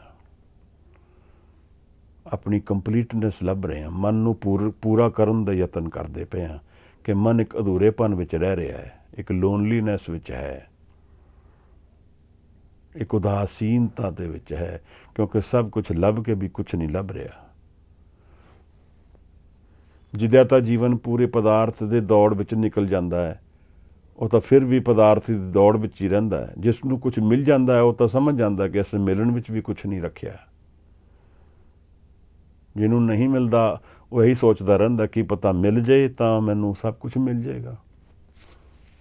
ਦਰਅਸਲ ਹੈ ਫਿਰ ਅਸੀਂ ਇਸ ਤਰ੍ਹਾਂ ਦੇਖੀਏ ਤੇ ਇਹ ਜਿਹੜੀ ਪੜਤਾਲ ਹੈ, ਜਿਹੜੀ ਮੇਰੀ ਭੁੱਖ ਹੈ, ਮੇਰੀ ਜਿਹੜੀ ਢੂੰਡ ਹੈ, ਮੇਰੀ ਜਿਹੜੀ ਸਰਚ ਹੈ, उस सर्च दे विच जितना पैशन है, इतनी इंटेंसिटी है, जितनी अर्जेंसी है, उतना ज़्यादा धोखा मैं और चोट खावांगा। और फिर उस चोट तो मैं की करदा वां, ਇਹ मेरे जीवन दी डायरैक्शन डिफाइन करदा है। जद मैं कुछ भालदा ही नहीं हाँ, ਤਾਂ ਫਿਰ ਜਾਂ ਤਾਂ ਮੈਂ ਤ੍ਰਿਪਤ ਹਾਂ, ਮਨ ਵਿੱਚ ਸੰਤੋਖੀ ਹਾਂ। ਗੱਲ ਕੀ ਹੁੰਦੀ ਹੈ, ਅਗਰ ਮਨ ਰਿਲੈਕਸ ਕਰਨ ਦੀ ਵਿਧੀ ਵਿੱਚ ਆ ਜਾਏ ਕਿ ਕੁਝ ਸਮਾਂ ਹੋਏ ਰੋਜ਼ ਦਾ ਜਿੱਥੇ ਮੇਰਾ ਮਨ ਬਿਲਕੁਲ ਸ਼ਾਂਤ ਹੋ ਜਾਏ, ਬੈਠੇ ਨਾ ਬੈਠੇ ਉਹ ਗੱਲ ਨਹੀਂ ਹੁੰਦੀ ਕਿ ਕੋਈ ਅਭਿਆਸ ਵਿੱਚ ਬੈਠਦਾ ਹੈ, ਪਰ ਜਿਹਦੇ ਕੋਲ ਮਨ ਦੀ ਦੌੜ ਇਤਨੀ ਹੈ ਕਿ ਉਹਦੀ ਦੌੜ ਬੜੀ ਜਲਦੀ ਮੁੱਕ ਜਾਂਦੀ ਹੈ। ਉਸ ਤੋਂ ਬਾਅਦ ਉਹਦੇ ਕੋਲ ਸਮਾਂ ਹੈ, ਸ਼ਕਤੀ ਹੈ, ਐਨਰਜੀ ਹੈ, ਔਰ ਉਹ ਰਿਲੈਕਸੇਸ਼ਨ ਵਿੱਚ ਬਿਤਾਉਂਦਾ ਹੈ, ਉਹ ਆਪਣੇ ਆਪ ਨਾਲ ਬਿਤਾਉਂਦਾ ਹੈ, ਤਾਂ ਉਸ ਨੂੰ ਕੁਝ ਝਲਕਾਂ ਦਿਖਣੀਆਂ ਸ਼ੁਰੂ ਹੋ ਜਾਂਦੀਆਂ ਹਨ। ਜੋ ਟੈਨਸ਼ਨ ਤੋਂ ਲੈਸ ਹੋ ਗਿਆ ਨਾ, ਉਹਦੇ 'ਚ ਤਣਾਅ ਘਟ ਗਿਆ, ਤਾਂ ਤਣਾਅ ਘਟਣ ਕਰਕੇ ਉਸਦੇ ਮਨ ਵਿੱਚ ਇੱਕ ਤ੍ਰਿਪਤਤਾ ਆ ਗਈ, ਇੱਕ ਸ਼ਾਂਤੀ ਆ ਗਈ। ਫਿਰ ਉਹਦੀ ਦੌੜ ਕੋਈ ਪ੍ਰੈਸ਼ਰ ਨਹੀਂ ਹੈ। ਫਿਰ ਬਿਨਾਂ ਪ੍ਰੈਸ਼ਰ ਦੇ ਜਦੋਂ ਮਨ ਜੀਂਦਾ ਹੈ ਤਾਂ ਕਿਧਰੇ ਨਾ ਕਿਧਰੇ ਉਹ ਆਪਣੇ ਆਪ ਦੇ ਤੱਤ ਵਿੱਚ ਚਲਾ ਜਾਂਦਾ ਹੈ। ਤਾਂ ਹੌਲੇ ਹੌਲੇ ਸਨੇ ਸਨੇ ਇਹ ਗੱਲ ਅੱਗੇ ਵੀ ਵੱਧ ਸਕਦੀ ਹੈ, ਪਰ ਇੱਥੇ ਫਿਰ ਕਿਧਰੇ ਗੁਰੂ ਦੀ ਲੋੜ ਪਏਗੀ। ਪੀਸ ਆਫ ਮਾਈਂਡ ਤੇ ਆ ਗਿਆ, ਪਰ ਬਿਨਾਂ ਗੁਰੂ ਦੇ ਪ੍ਰਸਾਦ ਦੇ ਅੱਗੇ ਲਈ ਜਾਣਾ ਮੁਸ਼ਕਿਲ ਹੋ ਜਾਂਦਾ ਹੈ। ਗੁਰੂ ਦੇ ਦਰਸ਼ਨ ਅਸੀਂ ਵਿਚਾਰ ਚੁੱਕੇ ਹਾਂ ਕਿਸ ਤਰ੍ਹਾਂ ਦੇ ਹਨ, ਕਿਵੇਂ ਹਨ। ਤਾਂ ਮਹਾਰਾਜ ਕਹਿੰਦੇ ਨੇ ਕਿ ਜਿਹੜਾ ਇਹ ਖਾਣਾ ਹੈ, ਭੁਗਤਣਾ ਹੈ, ਭੋਗਣਾ ਹੈ, ਗਿਆਨ ਹੈ। ਮਨ ਵਿੱਚ ਗਿਆਨ ਆਏਗਾ ਤਾਂ ਤ੍ਰਿਪਤ ਹੋ ਜਾਏਗਾ ਮਨ, ਫਿਰ ਸਭ ਭੁੱਖਾਂ ਮਿਟ ਜਾਣਗੀਆਂ। ਨਾਮ ਜਪਤ ਤ੍ਰਿਸ਼ਨਾ ਸਭ ਬੁਝੀ ਹੈ, ਨਾਨਕ ਤ੍ਰਿਪਤ ਗਾਈ। ਨਾਮ ਜਪਤ, ਹੁਣ ਗੱਲ ਇੱਥੇ ਆ ਜਾਂਦੀ ਹੈ ਕਿ ਨਾਮ ਦੇ ਜਪਣ ਵਿੱਚ ਮੇਰੇ ਕੋਲ ਮਨ ਦੀ ਸੰਗਤ ਸ਼ਬਦ ਦੀ ਹੈ ਕਿ ਨਹੀਂ। ਨਹੀਂ ਹੈ ਤਾਂ ਦੂਸਰੀ ਸੰਗਤ ਚਾਹੀਦੀ ਹੈ, ਅਗਰ ਹੈ ਫਿਰ ਵੀ ਚਾਹੀਦੀ ਹੈ। ਮਹਾਰਾਜ ਕਿਰਪਾ ਕਰਨ ਸਾਨੂੰ। ਦਇਆ ਭੰਡਾਰਨ, ਜਿਹੜਾ ਭੰਡਾਰ ਰੱਖਣ ਵਾਲਾ, ਯੋਗੀਆਂ ਦੇ ਮਤ ਵਿੱਚ ਇੱਕ ਭੰਡਾਰਨ ਹੈ, ਇੱਕ ਹੋਰ ਹੁੰਦਾ ਜਿਹੜਾ ਗੁੱਡਸ ਨੂੰ ਰਿਸੀਵ ਕਰਦਾ ਹੈ, ਉਹਦਾ ਨਾਮ ਮੈਂ ਭੁੱਲਦਾ ਵਾਂ। ਜਿਸ ਤਰ੍ਹਾਂ ਕੋਠੜੀ 'ਚ ਕੋਈ ਸਮਾਨ ਰੱਖੀਦਾ ਹੁੰਦਾ ਤਾਂ ਉਹ store keeper so to say, ਤਾਂ ਭੰਡਾਰਨ ਉਹ ਜਿਹੜਾ ਬਣਾਉਂਦਾ ਹੈ। ਤਾਂ ਮਹਾਰਾਜ ਕਹਿੰਦੇ ਨੇ ਦਇਆ ਭੰਡਾਰਨ। ਦਇਆ ਦਾ ਫਿਰ ਕੀ ਅਰਥ ਬਣਿਆ? ਚੈਰਿਟੀ। ਅਗਰ ਅਸੀਂ ਦਇਆ ਨੂੰ ਚੈਰਿਟੀ ਕਰਾਂਗੇ ਤਾਂ ਬਹੁਤ ਗਲਤ ਚਲੇ ਜਾਵਾਂਗੇ, ਕਿਉਂਕਿ ਚੈਰਿਟੀ ਜਿਹੜਾ ਹੈ ਇਹ ਸ਼ਬਦ ਬਹੁਤ ਹੀ ਡੇਂਜਰਸ ਸ਼ਬਦ ਹੈ। ਕਈ ਸ਼ਬਦ ਇਸ ਤੋਂ ਇਸ ਤਰ੍ਹਾਂ ਦੇ ਆਉਂਦੇ ਨੇ ਜਿਹੜੇ ਥੋੜ੍ਹੇ ਮੈਨੂੰ ਵਲਗਰ ਲੱਗਣੇ ਸ਼ੁਰੂ ਹੋ ਜਾਂਦੇ। ਚੈਰਿਟੀ ਵਿੱਚ ਇਤਨੀ ਡਿਮੀਨਨੈਸ ਹੈ ਦੂਸਰੇ ਬਾਰੇ ਕਿ ਦੂਸਰਾ ਨੀਵਾਂ ਹੈ, ਮੈਂ ਉੱਪਰ ਹਾਂ, ਮੈਂ ਦੇਣ ਵਾਲਾ ਹਾਂ, ਉਹ ਲੈਣ ਵਾਲਾ ਹੈ। ਚੈਰਿਟੀ ਦਿਖਾਵੇ ਵਾਸਤੇ ਜ਼ਿਆਦਾ ਹੈ। ਜਿੱਥੇ ਅਸੀਂ ਚੈਰਿਟੀ ਬਣਾਉਂਦੇ ਹਾਂ ਤਾਂ ਅਸੀਂ ਫਿਰ ਮੰਗਤੇ ਬਣਾਉਣੇ ਸ਼ੁਰੂ ਕਰ ਦਿੰਦੇ ਹਾਂ। ਸਾਨੂੰ ਇੱਕ ਕਲਾਸ ਚਾਹੀਦੀ ਹੈ ਜਿਹੜੀ ਚੈਰਿਟੀ ਲਏਗੀ। ਅਗਰ ਇਸ ਤਰ੍ਹਾਂ ਵਿਚਾਰੋ ਤੇ ਅਗਰ ਸਾਡੇ ਗੁਰਦੁਆਰਾ ਸਾਹਿਬ ਦੀ ਸੰਭਾਲ ਸੰਗਤ ਕਰੇ, ਜਿਵੇਂ ਅਸੀਂ ਕਈ ਪਾਠੀ ਸਿੰਘ, ਰਾਗੀ ਸਿੰਘ, ਇਹ ਕਲਾਸ ਹੈ ਇੱਕ ਪੂਰੀ। ਸਪੋਜ਼ ਇਮੈਜਨ ਕਰੋ ਕਿ ਅਸੀਂ ਸੰਗਤ ਰੂਪ ਵਿੱਚ ਕਰੇ, ਪੂਰੀ ਸੰਗਤ। ਹੁਣ ਇੱਥੇ 10 ਲੱਖ ਸਿੱਖ ਹੈ, 11 ਲੱਖ ਸਿੱਖ ਹੈ ਦਿੱਲੀ 'ਚ, ਅਤੇ ਗੁਰਦੁਆਰਿਆਂ ਦੀ ਸੰਭਾਲ ਕੋਈ 1 ਘੰਟਾ ਕਰੇ, ਕੋਈ 2 ਘੰਟੇ ਕਰੇ, ਕੋਈ 4 ਘੰਟੇ ਕਰੇ। ਇਸ ਤਰ੍ਹਾਂ ਦੀ ਅਗਰ ਕੋਈ ਡਿਸਟਰੀਬਿਊਸ਼ਨ ਹੋ ਜਾਏ ਤਾਂ ਇਹ ਢਾਂਚਾ ਕਿੰਨਾ ਬਦਲ ਜਾਏਗਾ। ਇਹ ਸਭ ਕੁਛ ਹੀ ਬਦਲ ਜਾਏਗਾ। ਥੋੜ੍ਹਾ ਜਿਹਾ ਇਮੈਜਨ ਕਰਨਾ ਕਦੇ ਕਿ ਇਹਨਾਂ ਗੁਰਦੁਆਰਿਆਂ ਵਿੱਚ ਕੋਈ ਪੇਡ ਇੰਪਲੋਈ ਨਾ ਹੋਏ, ਉਹ ਜਿਹੜੇ ਪੇਡ ਇੰਪਲੋਈ ਹਨ, ਮੈਂ ਨਹੀਂ ਕਹਿ ਰਿਹਾ ਬੇਰੁਜ਼ਗਾਰ ਕਰੋ ਲੋਕਾਂ ਨੂੰ, ਮੈਂ ਇਹ ਕਹਿ ਰਿਹਾ ਕਿ ਉਹਨਾਂ ਨੂੰ ਉਹ ਕੋਈ ਹੋਰ ਕਿਰਤ ਕਰਦੇ ਹੋਣ। ਇੱਕ ਵਾਰ ਥੋੜ੍ਹੀ ਦੇਰ ਵਾਸਤੇ ਇਮੈਜਿਨ ਕਰਨਾ, ਤਾਂ ਉਹ ਕਲਾਸ ਬਦਲ ਜਾਏਗੀ। ਅਸੀਂ ਇੱਕ ਕਲਾਸ ਖੜੀ ਕਰਤੀ, ਉਹਦਾ ਸਾਨੂੰ ਪਤਾ ਨਹੀਂ ਲੱਗ ਰਿਹਾ ਕੀ ਕਰਨਾ ਹੈ। ਉਹਦੇ ਨਾਲ ਬਦਸਲੂਕੀ ਕਰੀਏ ਕਿ ਉਸ ਨੂੰ ਉੱਪਰ ਰੱਖੀਏ ਕਿ ਥੱਲੇ ਰੱਖੀਏ, ਕੋਈ ਸਾਨੂੰ ਸਮਝ ਨਹੀਂ ਆਇਆ, ਕਿਉਂਕਿ ਉਹ ਕਲਾਸ ਦਰਅਸਲ ਸੀਗੀ ਨਹੀਂ, ਅਸੀਂ ਬਣਾਤੀ। ਇਹ ਜਿਹੜੀ ਕਲਾਸ ਖੜੀ ਹੋਈ ਹੈ, ਇਹ ਸ਼ੇਅਰਿੰਗ ਨਾ ਹੋਣ ਦੇ ਕਾਰਨ ਹੈ। ਸ਼ੇਅਰਿੰਗ ਮਤਲਬ ਸੇਵਾ ਵੀ ਸ਼ੇਅਰਿੰਗ ਦੇ ਪਾਰਟ ਬਣਨੀ ਚਾਹੀਦੀ ਹੈ। ਔਰ ਇਸ ਤਰ੍ਹਾਂ ਪਹਿਲਾਂ ਹੁੰਦਾ ਸੀ, ਸਾਰੇ ਘਰਾਂ 'ਚੋਂ ਸਭ ਸਿੱਖ ਆਪਣਾ ਆਪਣਾ ਹਿੱਸਾ ਪਾਉਣ, ਜਿਸ ਨੂੰ ਜੋ ਠੀਕ ਲੱਗੇ, ਬੱਚੇ ਵੀ ਪਾਉਣ, ਵੱਡੇ ਵੀ ਪਾਉਣ, ਸੰਗਤ ਬਣ ਜਾਏਗੀ। ਇੱਥੇ ਫਿਰ ਨਾਮ ਅਭਿਆਸ ਦੀ ਪੋਸੀਬਿਲਿਟੀ ਬਹੁਤ ਵੱਧ ਜਾਂਦੀ ਹੈ, ਜੀਵਨ ਬਦਲਣ ਦੀ ਪੋਸੀਬਿਲਿਟੀ ਬਹੁਤ ਵੱਧ ਜਾਂਦੀ ਹੈ। ਯਹੂਦੀ ਮਤ ਵਿੱਚ ਇਸ ਤਰ੍ਹਾਂ ਮੰਨਿਆ ਗਿਆ, ਉਹ 2 ਸਾਲ ਆਪਣੇ ਬੱਚਿਆਂ ਨੂੰ ਆਰਮੀ ਟ੍ਰੇਨਿੰਗ ਦਿੰਦੇ ਹਨ। ਤਾਂ ਅਗਰ ਗੁਰੂ ਨਾਨਕ ਦਾ ਪੰਥ ਹੋਏ, ਉਹ 2 ਸਾਲ ਲਈ ਨਾਮ ਅਭਿਆਸ ਵਿੱਚ ਆਪਣੇ ਬੱਚਿਆਂ ਨੂੰ ਡਾਲ ਦੇ, ਇੱਕ ਇੰਸਟੀਟਿਊਸ਼ਨ ਖੜੀ ਹੋ ਜੇ, ਤਾਂ ਬਣਿਆ ਨਾ ਪੰਥ ਫਿਰ ਗੁਰੂ ਨਾਨਕ ਦਾ। ਇੱਕ ਇਹੋ ਜਿਹੀ ਇੰਸਟੀਟਿਊਸ਼ਨ ਹੋਏ ਜਿੱਥੇ 2 ਸਾਲ ਸਾਡੇ ਬੱਚੇ ਕਾਲਜ ਤੋਂ ਪਹਿਲਾਂ 2 ਸਾਲ ਉੱਥੇ ਰਹਿਣ, ਸਿੱਖੀ ਸਿੱਖਣ, ਸਮਝਣ, ਸੇਵਾ ਕਰਨ, ਉਸ ਜੀਵਨ ਨੂੰ ਜੀਣ। ਸਭ ਪਦਾਰਥਵਾਦ, ਗੱਡੀਆਂ ਗੁੱਡੀਆਂ ਸਭ ਘਰ ਵਿੱਚ, ਉੱਥੇ ਜੀਵਨ ਸਾਰਾ ਬਰਾਬਰ। ਜਿਵੇਂ ਇਹ ਜੀਵਨ ਮਰ ਗਿਆ 2 ਸਾਲ ਲਈ, ਮੈਂ ਨਹੀਂ, ਮੇਰੇ ਹੱਥ 'ਚ ਤਾਂ ਨਹੀਂ ਹੈ, ਬਟ ਇੱਕ ਸੋਚ ਚਲਾ ਰਿਹਾ ਆਪ ਨਾਲ। ਅਸੀਂ ਬਾਰ-ਬਾਰ ਕਹਿੰਦੇ ਹਾਂ ਕਿ ਨਵੀਂ ਸੁਸਾਇਟੀ ਉਸਾਰਨੀ ਹੈ, ਕਿੱਥੇ ਅਸੀਂ ਆ ਗਏ ਹਾਂ। ਸਾਡੇ ਆਪਣੇ ਦੋਸ਼ ਨੇ, ਅਸੀਂ ਬੀਜ ਬੋਏ ਇਹੋ ਜਿਹੇ ਜਿਹੜੇ ਹੈ ਹੁਣ ਇੱਥੇ ਖੜੇ ਹੋ ਗਏ ਆ ਕੇ। ਕਮੇਟੀਆਂ ਬਣ ਗਈਆਂ, ਫਿਰ ਪੈਸੇ ਦੇ ਰੌਲੇ ਪੈ ਗਏ, ਫਿਰ ਚੜ੍ਹਾਵੇ ਆ ਗਏ। ਗੁਰੂ ਅਮਰਦਾਸ ਦੇ ਵੇਲੇ ਦੀ ਇਸ ਤਰ੍ਹਾਂ ਦੀ ਕਥਾ ਹੈ ਕਿ ਪੁੱਤਰ ਨੇ ਕਿਹਾ ਕਿ ਜੀ ਮੈਨੂੰ ਤਾਂ ਮਾਇਆ ਚਾਹੀਦੀ ਹੈ, ਤਾਂ ਮਹਾਰਾਜ ਨੇ ਹੁਕਮ ਕੀਤਾ, ਮਾਇਆ ਦਾ ਢੇਰ ਲੱਗ ਗਿਆ, ਸੰਗਤ ਆ ਕੇ ਦੇ ਗਈ। ਮਹਾਰਾਜ ਨੇ ਕਿਹਾ ਇਹਨੂੰ ਵਰਤਾ ਦਿਓ, ਰੱਖਣਾ ਨਹੀਂ ਹੈ। ਜਿੱਥੇ ਮਾਇਆ ਰੁਕ ਜਾਏਗੀ, ਜਿੱਥੇ ਮਾਇਆ ਆ ਜਾਏਗੀ, ਜਿੱਥੇ ਮਾਇਆ ਹੋਊਗੀ, ਉੱਥੇ ਫਿਰ ਡਾਕੂ ਹੀ ਆਉਣਗੇ। ਅਤੇ ਇਸ ਤਰ੍ਹਾਂ ਦਾ ਹੋਣਾ ਚਾਹੀਦਾ ਸੀ ਸਾਡਾ, ਕਿ ਕਿਸੇ ਦਾ ਵਪਾਰ ਪੇਂਟ ਦਾ ਹੋਏ ਉਹ ਪੇਂਟ ਦੇ ਦੇ, ਕਿਸੇ ਦਾ ਵਪਾਰ ਲਾਈਟਾਂ ਦਾ ਹੋਏ ਉਹ ਲਾਈਟਾਂ ਦੇ ਦੇ, ਪੈਸੇ ਦਾ ਲੈਣ ਦੇਣ ਹੀ ਬਹੁਤ ਘੱਟ ਹੋਏ। ਸੋਚਣ ਦੀ ਗੱਲ ਹੈ, ਵਿਚਾਰ 'ਚ ਆਉਂਦੀ, ਮਨ 'ਚ ਵਿਚਾਰ ਆਉਂਦੇ, ਆਪ ਨਾਲ ਸ਼ੇਅਰ ਕਰਦੇ ਕਿ ਇਹ ਜਿਹੜਾ ਪੰਥ ਹੈ, ਕਿ ਇਹੀ ਪੰਥ ਲੱਗਦਾ ਹੈ ਬਾਣੀ ਪੜ੍ਹਨ ਦੇ ਬਾਅਦ ਕਿ ਇਸ ਤਰ੍ਹਾਂ ਦਾ ਪੰਥ ਬਣਨਾ ਚਾਹੀਦਾ। ਕਿਉਂਕਿ ਜਿਹੜੀ ਗੱਲਾਂ ਸਾਹਿਬ ਇਹਨਾਂ ਨੂੰ ਕਹਿ ਰਹੇ ਹਨ, ਅੱਜ ਸਾਰੀਆਂ ਸਾਡੇ 'ਤੇ ਢੁੱਕਦੀਆਂ। ਇਹ ਸਭ ਅਸੀਂ ਕਰਦੇ ਹਾਂ, ਅੱਜ ਸਿਰਫ ਨਾਂ ਬਦਲ ਗਏ ਹਨ। ਅਸੀਂ ਲੰਗਰ ਹੀ ਬਣਾਤੇ, ਲੰਗਰ ਬਣਾਤਾ।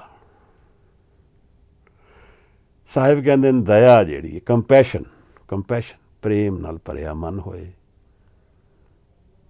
ਉਸ ਪ੍ਰੇਮ 'ਚੋਂ ਫਿਰ ਕਦੇ ਗਲਤ ਥੋੜ੍ਹੀ ਹੋਏਗਾ, ਨਾਜਾਇਜ਼ ਵੀ ਨਹੀਂ ਹੋਏਗਾ।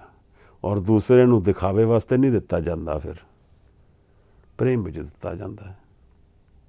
ਜਿਹਨੂੰ ਲੋੜ ਹੋਏ, ਫਿਰ ਪ੍ਰੇਮ ਵਿੱਚ ਲੈਣ ਦੇਣ ਨਹੀਂ ਵਰਤਦਾ, ਪ੍ਰੇਮ ਹੀ ਵਰਤਦਾ ਹੈ। ਤਾਂ ਸਾਹਿਬ ਜਦੋਂ ਦਇਆ ਦੀ ਗੱਲ ਕਰਦੇ ਨੇ, ਤਾਂ ਦੂਸਰੇ ਨਾਲ ਉਜਾਗਰ ਹੋਇਆ ਅੰਤਰ ਵਿੱਚ ਪ੍ਰੇਮ, ਦਇਆ ਦੀ ਗੱਲ ਇਸ ਤਰ੍ਹਾਂ ਸਾਹਿਬ ਹਾਜ਼ਰ ਕਰਦੇ ਨੇ। ਘੱਟ ਘੱਟ ਵਾਜੇ ਨਾਦ, ਇਹ ਜਿਹੜਾ ਨਾਦ ਸ਼ਬਦ ਹੈ, ਇਹ ਨਾਦ ਉਹਨਾਂ ਦੇ ਕੋਈ ਨਰਸਿੰਗ ਇਸ ਤਰ੍ਹਾਂ ਦਾ ਕੁਝ ਵਾਜਾ ਹੁੰਦਾ ਹੈ, ਨਾਦੀ ਕਹਿੰਦੇ ਨੇ ਉਸਨੂੰ। ਇਹ ਜੋ ਵਜਾਉਂਦੇ ਜਦੋਂ ਆਪਣਾ ਭੰਡਾਰਾ ਖੋਲ੍ਹਣ ਵਾਸਤੇ ਨਾਦੀ ਵਜਾਉਂਦੇ ਨੇ। ਮਹਾਰਾਜ ਕਹਿੰਦੇ ਨੇ ਘੱਟ ਘੱਟ ਵਿੱਚ ਨਾਦ ਵੱਜਦਾ ਹੈ। ਜਦੋਂ ਆਨੰਦ ਵਰਖਾ ਹੁੰਦੀ ਹੈ, ਸੁਰਤ ਸ਼ਬਦ ਨਾਲ ਜੁੜਦੀ ਹੈ, ਤਾਂ ਘੱਟ ਘੱਟ ਵਾਜੇ ਨਾਦ। ਬਾਹਰ ਦੇ ਨਾਦ ਦਾ ਕੀ ਕਰਨਾ ਹੈ? ਦਰਅਸਲ ਇਹ ਧਰਮ ਬੜੀ ਅੰਤਰ ਦੀ ਕਮਾਈ ਹੈ, ਬਾਹਰ ਦੀ ਕਮਾਈ ਇੰਨੀ ਹੈ ਨਹੀਂ। ਹਾਂ, ਕਮਾਈ ਰਿੱਝਣ ਤੋਂ ਬਾਅਦ ਫਿਰ ਬਾਹਰ ਪ੍ਰਗਟਾਵਾ ਵੀ ਇਹਦਾ ਹੁੰਦਾ ਹੀ ਹੈ, ਪਰ ਉਹ ਹੁਕਮ 'ਚ ਹੈ, ਉਹ ਸਭ ਪ੍ਰਵਾਨ ਹੈ ਅਗਰ ਅੰਤਰ ਦੀ ਕਮਾਈ ਹੈ ਤਾਂ। ਦੇਖੋ ਕਿਤਨਾ ਇੰਟਰਨਲ ਪ੍ਰੋਸੈਸ ਸਾਹਿਬ ਸਾਨੂੰ ਕਿਤਨਾ ਇੰਟਰਨਲਾਈਜ਼ ਕਰਦੇ ਜਾ ਰਹੇ ਨੇ ਸਾਰੀ ਚੀਜ਼ ਨੂੰ, ਬਾਹਰ ਦੇ ਦਿਖਾਵੇ ਤੋਂ ਤੋੜ ਕੇ ਮਨ ਦੇ ਵਿੱਚ ਚੇਂਜ ਲਿਆਉਣ ਦੇ ਵੱਲ ਲਿਜਾ ਰਹੇ ਨੇ। ਯੋਗੀਆਂ ਨੂੰ ਤਾਂ ਦੱਸਦੇ ਹੀ ਹਨ, ਸਾਨੂੰ ਵੀ ਤਾਂ ਦੱਸ ਰਹੇ ਹਨ। ਬ੍ਰਹਮ ਗਿਆਨ ਅਵਸਥਾ ਤੋਂ ਹਜੂਰ ਮਨ ਦੇ ਵੱਲ ਬਾਰ-ਬਾਰ ਪ੍ਰੇਰਦੇ ਨੇ ਸਾਨੂੰ ਕਿ ਆਪਣੇ ਮਨ ਨੂੰ ਜਾਣੋ। ਘਟ ਘਟ ਵਾਜੇ ਨਾਦ। ਕਿਤਨੇ ਸਿੱਖ ਹੋਣਗੇ ਜਿਹੜੇ ਇਸ ਨਾਦ ਨੂੰ ਜਾਣਦੇ ਹੋਣਗੇ। ਇੱਥੇ ਆ ਕੇ ਕੁਐਸਚਨ ਮਾਰਕ ਰਹਿ ਜਾਂਦਾ ਹੈ। ਮਹਾਰਾਜ ਯੋਗੀਆਂ ਨਾਲ ਗੱਲ ਕਰਦੇ ਹਨ, ਸਾਨੂੰ ਸਮਝਾ ਰਹੇ ਹਨ। ਸਾਹਿਬ ਅਗਲੀ ਪੰਕਤੀ ਵਿੱਚ ਕਹਿੰਦੇ ਨੇ, ਆਪ ਨਾਥ ਆਪ ਨਾਥ ਨਾਥੀ ਸਭ ਜਾ ਕੀ। ਇੱਥੇ ਥੋੜ੍ਹਾ ਵਿਸ਼ਰਾਮ ਦੇ। ਆਪ ਨਾਥ ਨਾਥੀ ਸਭ ਜਾ ਕੀ, ਰਿੱਧ ਸਿੱਧ ਅਵਰਾ ਸਾਧ। ਕਮਾਲ ਦੀ ਕਹਾਣੀ ਹੈ। ਕੀ ਗੱਲ ਕਹਿਤੀ ਹੈ। ਰਿੱਧਾਂ ਸਿੱਧਾਂ ਨੂੰ ਡਿਫਾਈਨ ਕਰਤਾ। ਕਹਿੰਦੇ ਨਾਥ ਤਾਂ ਯੋਗੀਆਂ ਦੇ ਵਿੱਚੋਂ ਆਇਆ, ਸ਼ਬਦ ਦੇ ਵਿੱਚੋਂ। ਇੱਥੇ ਸ਼ਬਦ ਹੈ ਨਾਥ, ਰਿੱਧ ਸਿੱਧ। ਇਹ ਦੋ ਸ਼ਬਦ ਯੋਗੀਆਂ ਦੇ ਮਤ ਤੋਂ ਆ ਰਹੇ ਹਨ। ਮਹਾਰਾਜ ਕਹਿੰਦੇ ਨੇ ਆਪ ਇੱਕ ਨਾਥ ਹੈ, ਦੂਸਰਾ ਨਾਥ ਨਹੀਂ। ਉੱਥੇ ਜਿਹੜੇ ਉੱਚੇ ਪਦਵੀ ਦੇ ਹੁੰਦੇ ਨੇ ਯੋਗ ਮਤ ਵਿੱਚ, ਉਹਨਾਂ ਨੂੰ ਨਾਥ ਕਹਿੰਦੇ ਆ। ਮਹਾਰਾਜ ਕਹਿੰਦੇ ਨਾਥ ਤਾਂ ਇੱਕੋ ਹੀ ਹੈ ਭਾਈ, ਆਪ ਨਾਥ। ਫਿਰ ਉਹ ਕੀ ਕਰਦਾ ਨਾਥ? ਨਾਥੀ ਸਭ ਜਾ ਕੀ। ਸਭ ਨੂੰ ਨੱਥ ਪਾਈ ਹੈ ਉਹਨੇ, ਸਭ ਉਹਦੇ ਹੁਕਮ ਚੱਲਦਾ ਹੈ। ਉਹਦੇ ਹੁਕਮ ਤੋਂ ਬਾਹਰ ਕੁਛ ਨਹੀਂ ਚੱਲਦਾ। ਦੇਖੋ ਸਾਹਿਬ ਬਾਰ-ਬਾਰ ਸਾਨੂੰ ਉਸ ਇੱਕ ਇਸ਼ਾਰੇ ਵੱਲ, ਇੱਕ ਓਮਕਾਰ ਵੱਲ ਇਸ਼ਾਰਾ ਕਰਦੇ ਜਾਂਦੇ ਨੇ। ਦੋ ਚੀਜ਼ਾਂ ਕੌਨਸਟੈਂਟਲੀ ਚੱਲਦੀਆਂ ਹਨ, ਮਨ ਦੇ ਵਿੱਚ ਪਰਿਵਰਤਨ ਔਰ ਇੱਕ ਓਮਕਾਰ। ਉਸ ਦੇ ਬਿਨਾਂ ਕੋਈ ਨਹੀਂ, ਉਹਦੀ ਗਿਣਤੀ ਕੋਈ ਨਹੀਂ, ਉਹਦਾ ਆਦਿ ਕੋਈ ਨਹੀਂ, ਉਹਦਾ ਅੰਤ ਕੋਈ ਨਹੀਂ। ਕਿਤਨੇ ਪਿਆਰ ਵਾਲੇ ਗੁਰੂ ਹੋਣ ਜੋ ਇਸ ਤਰ੍ਹਾਂ ਦੀਆਂ ਬਾਣੀਆਂ ਸਾਨੂੰ ਦੱਸਣ। ਨਹੀਂ ਤਾਂ ਗੁਰੂ ਨੂੰ ਕਹਿਣਾ ਕਿ ਮੈਂ ਹਾਂ ਕਿੰਨੀ ਦੇਰ ਲੱਗਦੀ ਹੈ। ਪਰ ਸੱਚ ਬੋਲਦੇ ਹਨ, ਝੂਠ ਥੋੜ੍ਹੀ ਬੋਲਣਗੇ ਗੁਰੂ। ਉਹ ਸਾਨੂੰ ਉਸ ਇੱਕ ਓਮਕਾਰ ਵੱਲ ਪ੍ਰੇਰਦੇ ਨੇ, ਸਾਡੇ ਜੀਵਨ ਨੂੰ ਵੀ ਉੱਥੇ ਪ੍ਰੇਰਦੇ ਨੇ। ਔਰ ਉਹ ਐਕਸਪੀਰੀਅੰਸ ਮਨ ਦੇ ਥਰੂ ਹੋਣਾ ਹੈ, ਇਹ ਬਾਰ-ਬਾਰ ਸਮਝਾਉਂਦੇ ਹਨ। ਨਾ ਸੁਣੀਏ, ਸਾਡੇ ਹੱਥ ਹੈ, ਸਾਡੀ ਚੋਇਸ ਹੈ। ਪਰ ਗੁਰੂ ਪਾਰ ਬ੍ਰਹਮ ਦੀ ਗੱਲ ਇਸ ਤਰ੍ਹਾਂ ਕਰ ਰਿਹਾ ਹੈ ਜਿਵੇਂ ਉਸ ਨੂੰ ਜਾਣਿਆ ਜਾ ਸਕਦਾ ਹੈ। ਆਪਣੀ ਸੋਚ ਬਦਲੀਏ ਤੇ ਹੁਣੇ ਜਾਣਿਆ ਜਾ ਸਕਦਾ ਹੈ। ਇਸ ਨੂੰ ਬਹੁਤ ਦੂਰ ਨਾ ਸਮਝੀਏ ਜੀਵਨ ਤੋਂ, ਬਹੁਤ ਨੇੜੇ ਸਮਝੀਏ। ਜਿਵੇਂ ਪ੍ਰਗਟ ਕਰਦੇ ਹਨ ਬਾਣੀ ਵਿੱਚ, ਬਹੁਤ ਨੇੜੇ ਦਾ ਐਕਸਪੀਰੀਅੰਸ ਦੱਸਦੇ ਹਨ। God is not far, ਉਹ ਤਾਂ ਸਭ ਜਗ੍ਹਾ ਹੈ। ਉਸ ਦਾ ਐਕਸਪੀਰੀਅੰਸ ਵੀ ਦੂਰ ਨਹੀਂ ਹੈ, ਅੰਤਰ ਮਨ ਵਿੱਚ ਵਿਆਪਕ ਹੈ। ਅਸੀਂ ਚੋਟ ਖਾ ਕੇ ਮੰਨਾਂਗੇ, ਧੱਕੇ ਖਾ ਕੇ ਮੰਨਾਂਗੇ ਕਿ ਪ੍ਰੇਮ ਵਿੱਚ ਡੁੱਬ ਕੇ ਮੰਨਾਂਗੇ, ਇੰਨਾ ਹੀ ਫਰਕ ਹੈ। ਮਨ ਨਹੀਂ ਮੰਨਦਾ ਨਾ, ਕਿਉਂਕਿ ਮਨ ਨੇ ਚੱਖਿਆ ਨਹੀਂ ਹੈ। ਇਸ ਕਰਕੇ ਮਨ ਨੂੰ ਇੱਕੋ ਰੰਗ ਪਤਾ ਹੈ ਹੰਕਾਰ ਦਾ, ਉੱਥੇ ਹੀ ਸਾਨੂੰ ਟੋੜਦਾ ਰਹਿੰਦਾ ਹੈ। ਅਸੀਂ ਵੀ ਉੱਥੇ ਹੀ ਘੁੰਮਦੇ ਰਹਿੰਦੇ ਹਾਂ।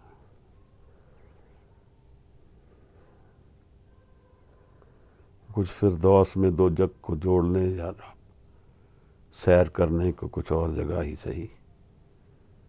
फिरदौस में दो जग को जोड़ने, गालिब कहता है। महाराज कहते हैं आप नाथ है, उसे दी गल कर पाई। नाथी सब जाकी, सारिਆਂ ਨੂੰ ਨੱਥ ਪਾਤੀ ਉਸਨੇ, ਕੋਈ ਉਹਦੇ ਨੱਥ ਤੋਂ ਬਾਹਰ, ਉਹਦੇ ਹੁਕਮ ਤੋਂ ਬਾਹਰ ਕੋਈ ਨਹੀਂ ਹੈ। ਫਿਰ ਕਹਿੰਦੇ ਨੇ ਰਿੱਧ ਸਿੱਧ ਅਵਰਾ ਸਾਧ। ਇਹ ਜਿਹੜੀਆਂ ਰਿੱਧੀਆਂ ਸਿੱਧੀਆਂ ਜਿਹੜੀਆਂ ਆਪ ਲੋਕ ਬਹੁਤ ਉੱਚੀਆਂ ਮੰਨਦੇ ਹੋ, ਇਹ ਉਸ ਦੇ ਵੱਲ ਦਾ ਰੰਗ ਨਹੀਂ ਹੈ, ਇਹ ਹੋਰ ਕੋਈ ਸਵਾਦ ਹੈ। ਇਹ ਰਿੱਧੀਆਂ ਸਿੱਧੀਆਂ ਅਵਰਾ ਸਾਧ ਬੜੀ ਤੁੱਛ ਚੀਜ਼ ਗਿਣ ਕੇ ਕਹਿੰਦੇ ਨੇ ਇਹ ਹੋਰ ਕੁਝ ਸਵਾਦ ਹੈ। ਇਹ ਉਸ ਨਿਰੰਕਾਰ ਦੀ ਗੱਲ ਨਹੀਂ ਹੈ, ਇਹ ਅਧਿਆਤਮ ਦੀ ਹੀ ਗੱਲ ਨਹੀਂ ਹੈ। ਕਈ ਰਿੱਧੀਆਂ ਸਿੱਧੀਆਂ ਦਸੀਆਂ ਦਰਜ ਕੀਤਾ ਹੋਇਆ ਹੈ, ਵੱਡਾ ਹੋ ਜਾਣਾ, ਛੋਟਾ ਹੋ ਜਾਣਾ, ਕਈ ਜਗ੍ਹਾ ਹੋ ਜਾਣਾ, 2 ਜਗ੍ਹਾ ਹੋ ਜਾਣਾ। ਮਹਾਰਾਜ ਕਹਿੰਦੇ ਨਾਮ ਤੋਂ ਇਲਾਵਾ ਇਹ ਸਭ ਸਵਾਦ ਹੋਰ ਤਰ੍ਹਾਂ ਦੇ ਨੇ। ਦੇਖੋ ਜਿਹੜੇ ਪਿਟਫਾਲਸ ਧਰਮ ਦੇ ਸਥਾਨ 'ਤੇ ਆਣੇ ਹਨ, ਉਹ ਸਾਹਿਬ ਸਾਨੂੰ ਪਹਿਲਾਂ ਸਮਝਾਉਂਦੇ ਜਾਂਦੇ ਹਨ। ਨਾਲੇ ਸਾਡੇ ਜੀਵਨ ਦੀ ਡਾਇਰੈਕਸ਼ਨ ਕੀ ਹੋਣੀ ਚਾਹੀਦੀ ਹੈ, ਇਹ ਸਮਝਾ ਰਹੇ ਹਨ। ਕਿਤਨੇ ਸਮੇਂ ਦਾ ਜੀਵਨ ਹੈ ਸਾਨੂੰ ਨਹੀਂ ਪਤਾ ਹੈ, ਪਰ ਹਜ਼ੂਰ ਦੀ ਜੋ ਇਸ਼ਾਰੇ ਨੇ ਸਾਨੂੰ, ਕਾਹੇ ਰੇ ਬਨ ਖੋਜਨ ਜਾਈ, ਸਰਬ ਨਿਵਾਸੀ ਸਦਾ ਲੇਪਾ, ਤੋਹੇ ਸੰਗ ਸਮਾਈ, ਤੋਹੇ ਸੰਗ ਸਮਾਈ। ਮੇਰੇ ਨਾਲ, ਤੁਹਾਡੇ ਨਾਲ, ਹਰ ਇੱਕ ਦੇ ਨਾਲ ਸੰਗ ਸਮਾਉਂਦਾ ਹੈ ਉਹ। ਕਿੱਥੇ ਖੋਜਣਾ ਹੈ, ਘੱਟ ਹੀ ਖੋਜੋ ਭਾਈ। ਅਸੀਂ ਕਿੰਨੀ ਦੇਰ ਘੱਟ ਵਿੱਚ ਖੋਜਦੇ ਹਾਂ, ਕਿੰਨੀ ਦੇਰ ਬਹਿਸ ਵਿੱਚ ਜੀਵਨ ਕਢਾ ਦਿੰਦੇ ਹਾਂ,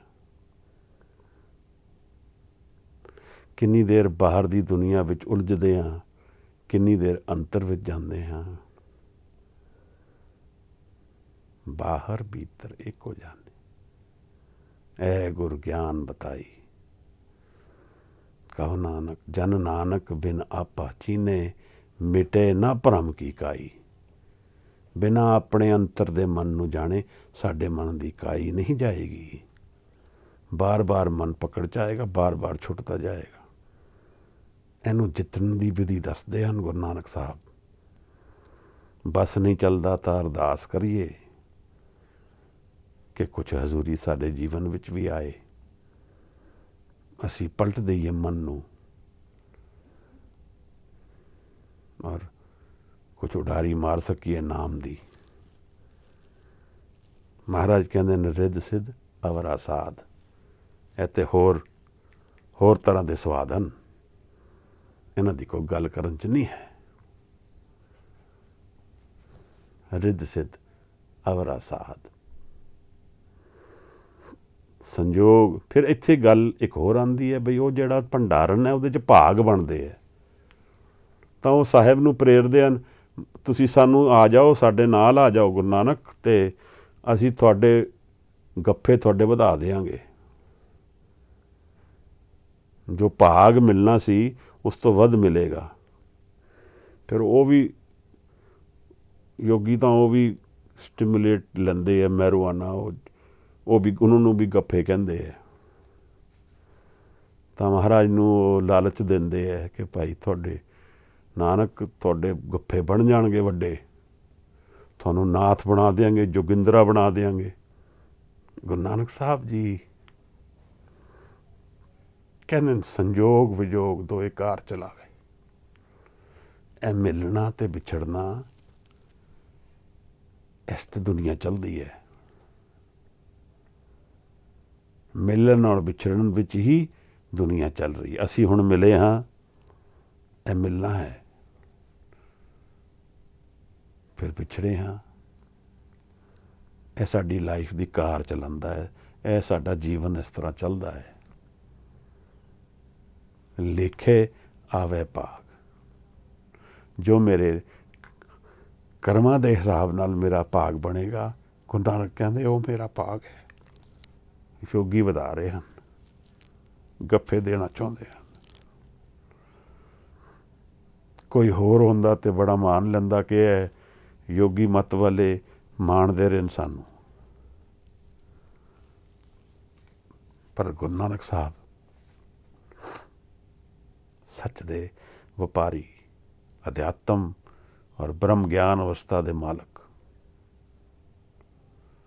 ਕਹਿੰਦੇ ਨੇ ਜੋ ਮੇਰੇ ਕਰਮਾਂ ਨਾਲ ਮੇਰਾ ਭਾਗ ਬਣੇਗਾ ਉਹ ਮੇਰਾ ਭਾਗ ਹੈ। ਵੱਧ ਘੱਟ ਕੁਛ ਨਹੀਂ ਹੈ। ਮਹਾਰਾਜ ਦੀ ਅਪਾਰ ਕਿਰਪਾ ਹੈ ਕਿ ਇਹੋ ਜਿਹੀ ਬਾਣੀ ਸਾਹਿਬ ਨੇ ਸਾਨੂੰ ਦੱਸੀ। ਔਰ ਅਗਲੇ 2 ਪੌੜੀਆਂ ਵੀ ਇਸੇ ਤਰ੍ਹਾਂ ਸਾਹਿਬ ਦਰਸ਼ਨ ਕਰਾਉਂਦੇ ਹਨ। ਯੋਗੀਆਂ ਨਾਲ ਕਲਾਈ ਪੰਥੀ ਦੀ ਗੱਲ ਕੀਤੀ ਸੀ ਉਹਨਾਂ ਨੇ, ਤਾਂ ਮਹਾਰਾਜ ਕਹਿੰਦੇ ਨੇ ਆਦੇਸ਼ ਤਿਸੇ ਆਦੇਸ਼। ਜਿਹੜੀ ਗੱਲ ਮੈਂ ਪਹਿਲਾਂ ਦੱਸੀ ਸੀ ਕਿ ਉਹਨਾਂ ਨੇ ਕਿਹਾ ਜੀ ਸਾਨੂੰ ਆਦੇਸ਼ ਨਹੀਂ ਕਰਦੇ ਹੋ। ਮਹਾਰਾਜ ਨੇ ਕਿਹਾ ਅਸੀਂ ਇੱਕੋ ਨੂੰ ਆਦੇਸ਼ ਕਰਦੇ ਹਾਂ, ਇੱਕ ਓਂਕਾਰ ਦੇ ਅਸੀਂ ਪੁਜਾਰੀ ਹਾਂ। ਤਾਂ ਆਦੇਸ਼ ਤਿਸੇ ਆਦੇਸ਼, ਉਸੇ ਨੂੰ ਆਦੇਸ਼ ਹੈ ਮੇਰਾ। ਆਦ ਅਨੀਲ, ਜੋ ਸਦਾ ਤੋਂ ਹੈ, ਅਨੀਲ ਹੈ, ਜਿਹਦੇ 'ਚ ਕੋਈ ਦਾਗ ਨਹੀਂ ਹੈ, ਗਿਣਤੀ ਤੋਂ ਪਰੇ ਹੈ, ਰੰਗਾਂ ਤੋਂ ਪਰੇ ਹੈ। ਨੀਲ ਦਾ ਮਤਲਬ ਰੰਗ ਵੀ ਬਣਦਾ ਹੈ, ਤਾਂ ਰੰਗਾਂ ਤੋਂ ਪਰੇ ਹੈ। ਅਨਾਦ ਅਨਾਹਤ। ਕਿਵੇਂ ਸਾਹਿਬ ਸਾਨੂੰ ਦੱਸਦੇ ਹਨ ਜੀਵਨ ਬਾਰੇ, ਆਪਣੀ ਬਾਣੀ ਦੇ ਜ਼ਰੀਏ ਸਾਨੂੰ ਪ੍ਰਗਟ ਕਰਦੇ ਹਨ। ਜਿਹਦਾ ਆਦ ਨਹੀਂ ਹੈ ਉਹ ਅਨਾਦ ਹੈ। ਅਨਾਹਤ ਦੇ 2 ਅਰਥ ਦੱਸੇ ਸੀ ਆਪ ਨੂੰ। ਇੱਕ ਤਾਂ ਸਾਊਂਡ ਵਿਦਆਊਟ ਸੋਰਸ, ਇਹ ਬਾਰ-ਬਾਰ ਕਹਾਣੀ ਉਸ ਪਾਸੇ ਨੂੰ ਹੀ ਜਾਂਦੀ ਹੈ। 3 ਲੱਛਣ ਦੱਸੇ ਹਨ ਬਾਣੀ ਵਿੱਚ। ਮਨ ਤੂੰ ਜੋਤ ਸਰੂਪ ਹੈ। ਜੋਤ ਕਿਹੜੀ? Light without source. ਫਿਰ ਆਨੰਦ ਪਿਆ ਮੇਰੀ ਮਾਏ, ਸਤਿਗੁਰੂ ਮੈਂ ਪਾਇਆ। ਗੁਰੂ ਨੂੰ ਪਾ ਲੈਂਦੇ। ਖੁਸ਼ੀ ਵਿਦਆਊਟ ਰੀਜ਼ਨ, ਅਕਾਰਨ ਆਨੰਦ, ਬਿਨਾਂ ਕਾਰਨ। ਜਿਸ ਖੁਸ਼ੀ ਦਾ ਕੋਈ ਕਾਰਨ ਹੈ ਉਹ ਦੁੱਖ ਦਾ ਹੀ ਪ੍ਰਗਟਾਵਾ ਹੈ। ਕਾਰਨ ਜਾਏਗਾ ਤਾਂ ਦੁੱਖ ਬਣ ਜਾਏਗਾ। ਆਦ ਅਨੀਲ, ਅਨਾਦ ਅਨਾਹਤ, ਜੁਗ ਜੁਗ ਇੱਕ ਹੋਵੇ। ਫਿਰ ਤੀਜੀ ਸਾਊਂਡ ਦੀ ਗੱਲ ਕਰਦੇ ਆ। Sound without source. ਅਨਾਹਤ, ਬਿਨਾਂ 2 ਹੱਥਾਂ ਦੇ ਆਵਾਜ਼ ਆ ਰਹੀ ਹੈ, ਬਿਨਾਂ 2 ਦੇ ਆਵਾਜ਼ ਆ ਰਹੀ ਹੈ। ਸਾਊਂਡ ਵਿਦਆਊਟ ਸੋਰਸ, ਜਿਸ ਨੂੰ ਫਿਰ ਨਾਦ ਵੀ ਕਿਹਾ ਮਹਾਰਾਜ ਨੇ। ਇਉਂ ਜਪਦਾ ਜਿਵੇਂ ਇਹ ਸਾਰੀਆਂ ਅੰਡਰ ਕਰੰਟ ਵਿੱਚ ਪ੍ਰੀਵੇਡਿੰਗ ਹਨ, ਐਵਰ ਪ੍ਰੀਵੇਡਿੰਗ ਹਨ। ਜੁਗ ਜੁਗ ਇੱਕੋ ਵੇਸ, ਜੁਗਾਂ ਜੁਗਾਂ ਵਿੱਚ ਇੱਕੋ ਹੀ ਵੇਸ ਹੈ ਉਹਦਾ, ਕਦੇ ਬਦਲਦਾ ਨਹੀਂ ਹੈ।